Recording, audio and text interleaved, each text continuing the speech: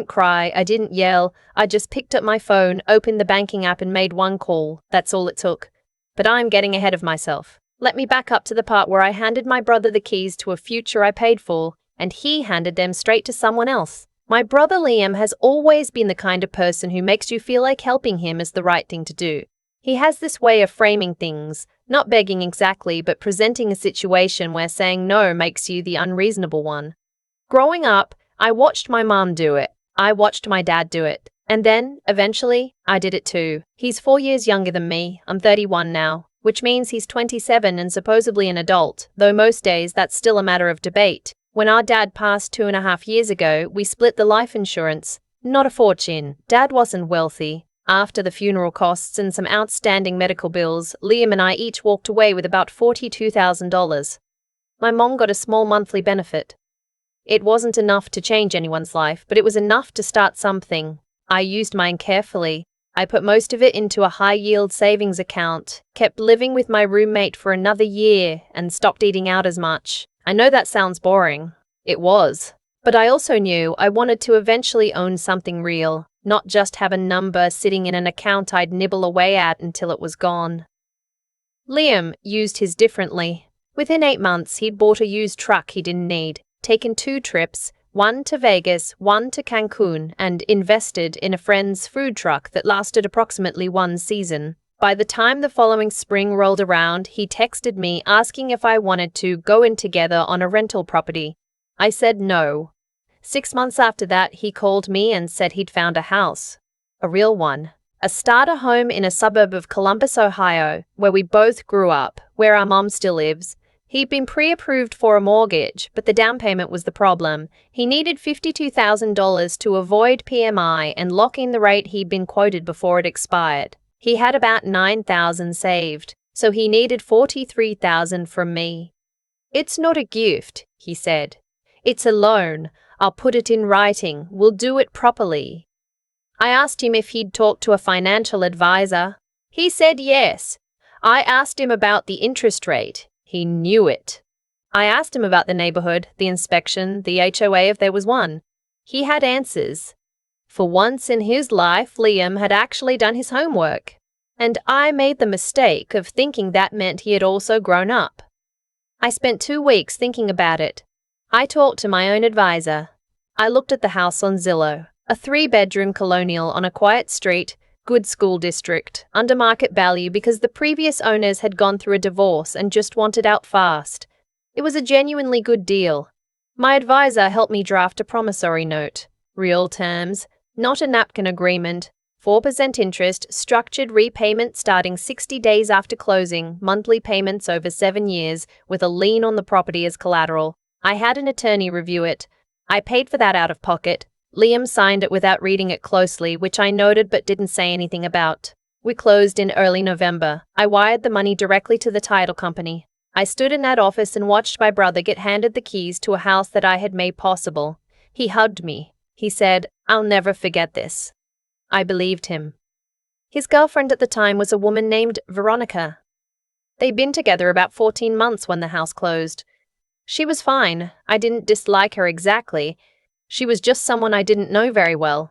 She and Liam had moved fast, the way people do when they're in their mid-20s, and everything feels urgent. She had opinions about the house, the paint colors, the kitchen backsplash, what to do with the backyard, and Liam would relay these to me sometimes, laughing, like it was charming how sure she was about everything. I visited once after the closing, helped him carry some furniture up the stairs. Veronica was there, directing things. She called it our house twice in the same conversation. I didn't correct her. It wasn't my place. The first 3 repayment checks came on time. Then came a late one, then a partial one, then a text message saying he needed to pause for a month because things were tight. I let it go once, then twice. By month 7, I had received 5 payments out of a possible 7. I sent him a formal letter, not mean, just a reminder of the terms we'd agreed to. He read it on a Tuesday and didn't respond until Friday, and when he did, it was a voice memo, which I found oddly passive, where he said he was working on it and that he felt like I was treating this like a business transaction. I remember sitting in my car in a parking garage listening to that voice memo and thinking it is a business transaction. That was the point. That was the whole design, so that we wouldn't end up here. I didn't respond that night. I drove home, made dinner, and called my mom. She told me to be patient with him. She said he was going through something. When I asked what specifically, she said Veronica had been struggling and that they were both stressed. I asked what kind of struggling. She didn't know. That conversation ended the way most of my conversations with my mom end when Liam is the subject, with me feeling like I'd said too much by saying nothing at all. In February, about 11 months after closing, I was supposed to come over for a small birthday thing for Liam. Nothing big, just family. My mom, me, a couple of his friends. He texted me the address, the house, obviously the one I paid for, and said to come by around 7. I showed up at 7:15 because I'd stopped for gas. I knocked on the front door. A woman I didn't recognize answered. Late 20s, dark hair, earrings that looked expensive. She looked at me the way you look at someone who's knocked on the wrong door. "Can I help you?" I said I was Liam's sister. She said, "Oh." Just that. "Oh." Then she turned and called his name into the house. Liam appeared from around the corner, and when he saw me, something crossed his face. Not surprise exactly. More like a calculation running behind his eyes. He stepped outside and pulled the door mostly closed behind him.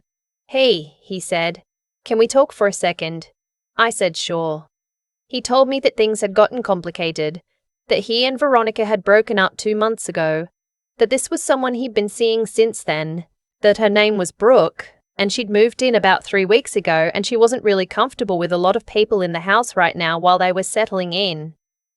I stood there for a moment processing this. "The birthday thing," I said. "It's not happening tonight. I was going to text you. You were going to text me from inside the house." He had the decency to look slightly ashamed. "I know, I'm sorry." I drove home. I didn't make a scene. I told myself maybe this was just a weird moment and Liam was in over his head and things would normalize. I was good at telling myself things like that. 3 days later, my mom called me. I could tell from her voice that she'd been told something and was trying to decide how to tell me. She said Liam had been to see a lawyer. He wanted to get my name off the promissory note. He wanted to restructure the arrangement. He had talked to someone, Brooke's uncle apparently, who was some kind of real estate attorney, and been told that with the right paperwork, he might be able to argue the original promissory note was unenforceable, because we were family and there was no formal deed of trust recorded correctly. I went very still when she said this. I said, "Mom, do you understand what he's trying to do?" She said she just wanted everyone to work it out. I said, "He's trying to take the money and not pay it back." She said, "I'm sure that's not." I said, "I have to go." I hung up and called my attorney before I even got up from the kitchen table. Here is what Liam apparently hadn't understood when he signed the promissory note. I had done this correctly. My attorney had recorded a deed of trust against the property with the county recorder's office. This wasn't unusual. It's how any legitimate private loan against real estate works. It meant that if Liam defaulted, I had legal standing to pursue foreclosure, or at minimum to cloud the title so badly that he couldn't sell or refinance without settling with me first. Brooke's uncle had apparently missed this part. Or Liam had described the situation inaccurately. Or both. My attorney said, "Your position is very strong. What do you want to do?"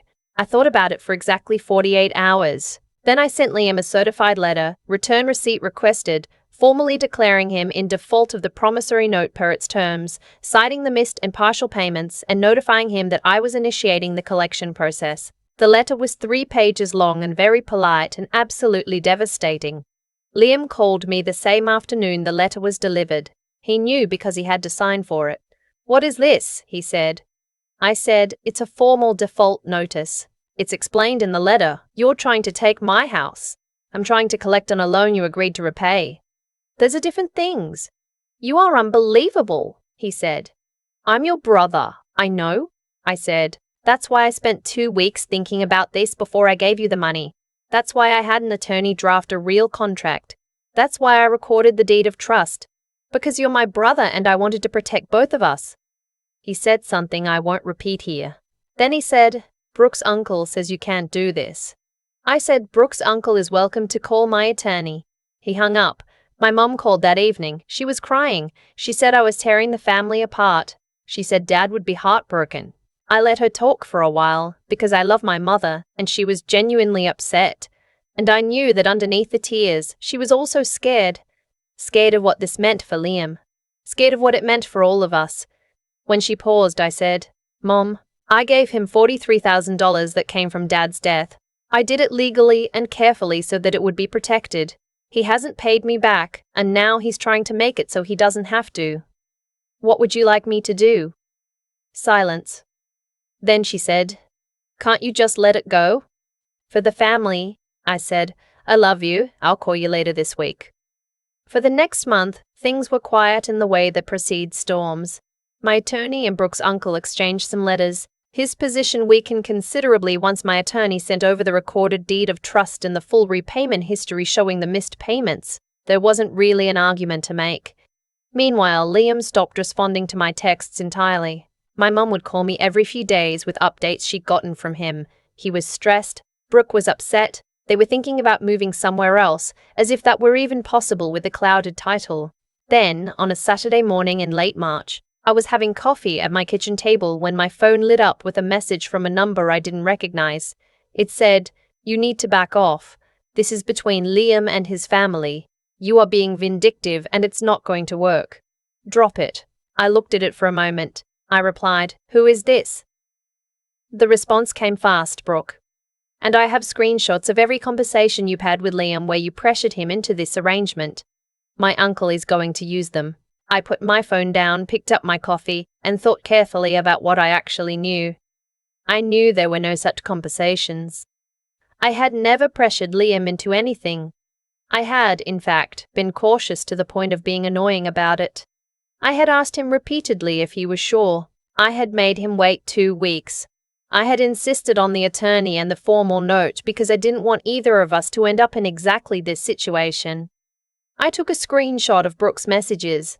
Then I forwarded them to my attorney with a note that said, Please add this to the file. 3 weeks later, my attorney called me with an update. Brooke's uncle had apparently done a more thorough review of the documentation and advised Liam that pursuing any kind of legal challenge was unlikely to succeed and would likely result in him owing my legal fees in addition to the original debt. He had also, I was told secondhand through my mom, told Liam that the text message Brooke sent me was probably not helpful to their position. Liam called me that same evening. He sounded very tired. I want to work this out, he said. I said, Okay, can you back off the default notice? I said, If you resume payments and bring the account current, I'll withdraw the notice and we can go back to the original schedule. He asked how much current meant. I told him the exact number, the missed payments, the partial ones, calculated to the day, with the interest that had accrued per the note. It wasn't small. It was also exactly what he owed. There was a long pause. He said, I don't have all of that right now. I said, We can work out a catch-up plan. But it needs to be in writing, and you need to make the first payment within 30 days. He agreed. My attorney drafted a modification agreement. Liam signed it. Brooke's uncle did not object. The following Saturday, my mom called me. Not because of Liam, this time, just to talk. She asked about my job, my apartment, whether I was seeing anyone, the normal things. Toward the end of the call, she got quiet for a moment and said, I know I said some things that weren't fair. I said, It's okay. She said he was wrong to do what he did. I know that, I just get scared. I said, I know, Mom. She said, You remind me of your dad sometimes. The way you handle things. I didn't say anything to that. I just sat with it for a while. Here is what I want people to understand, because I've told this story to a few people now and the reaction is always split down the middle. Half of them say I was right, half say I was cold, that I should have just let it go, that money isn't worth family. And I want to say I agree that money isn't worth family, but I also want to ask, at what point does family stop meaning the person who gives and start meaning the relationship that's mutual? I gave Liam $43,000 from the money my father left when he died. I gave it carefully. I gave it with a legal structure specifically designed to protect our relationship, not threaten it. When he defaulted and then tried to lawyer his way out of repayment, I didn't yell at him. I didn't call him names at Christmas dinner. I filed the paperwork I was legally entitled to file. My father was not a wealthy man. He worked 30 years in a job he didn't love and paid into a life insurance policy so that his family would have something when he was gone. That money meant something. I was not going to watch it disappear into someone else's renovation wish list and Vegas trips and a girlfriend's uncle's bad legal advice. I don't think I'm a hero. I think I just refuse to be a footnote. Liam has made 4 consecutive payments since the modification agreement. He and Brooke are still together, as far as I know. We don't talk much. Not because of any formal falling out, but because there's a specific kind of quiet that settles between people when one of them tried to take something and the other one noticed. My mum and I talk every week. She doesn't bring up the house anymore. Neither do I. I'm still living in my apartment. I'm still saving. I have a meeting next month with a mortgage broker about a place of my own. Something modest. Somewhere I can actually put things on walls without asking permission. Dad's money is mostly gone now. Most of it went to Liam's house. What's left is mine.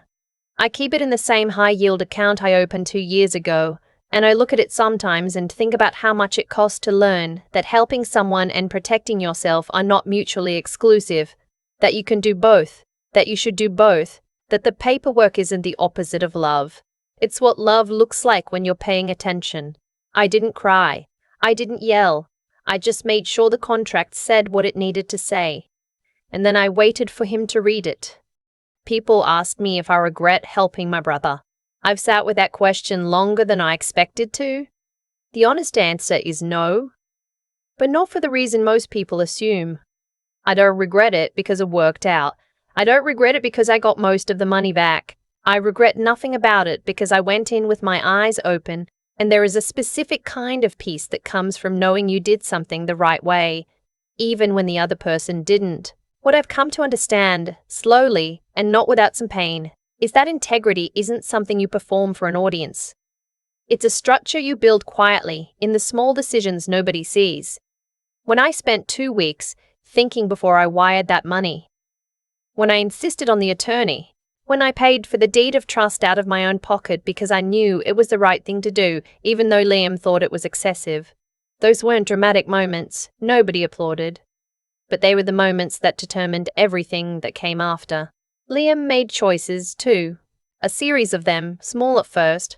The late payment, the partial one, the voice memo instead of a real conversation.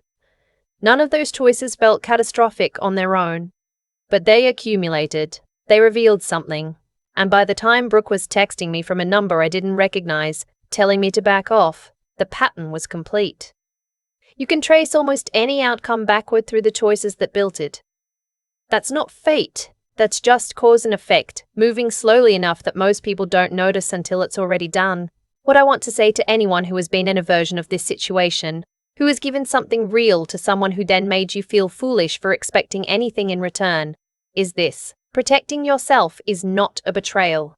It is not coldness. It is not the opposite of love. The paperwork I filed was not an act of aggression.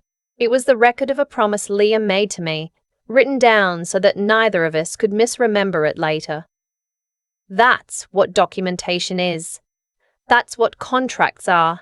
They exist because humans are imperfect and relationships are complicated and memory is unreliable, and none of that makes us bad people. It just makes us people. My dad worked 30 years to leave us something. He wasn't thinking about promissory notes or deeds of trust when he paid those premiums every month. He was thinking about us. I think about that sometimes when I look at what's left in my savings account, how that number represents something more than dollars. It represents the fact that I took seriously what he left behind, that I didn't let it disappear into someone else's carelessness. Liam is making his payments now. We don't talk much. Maybe that changes someday, maybe it doesn't. But I'm not waiting around to find out. I have a meeting with a mortgage broker next month. I have a savings account that still means something. I didn't get here by being hard. I got here by being careful. And there's a version of strength in that, quiet, unglamorous, and entirely yours, that nobody can take away once you figure out it was there all along.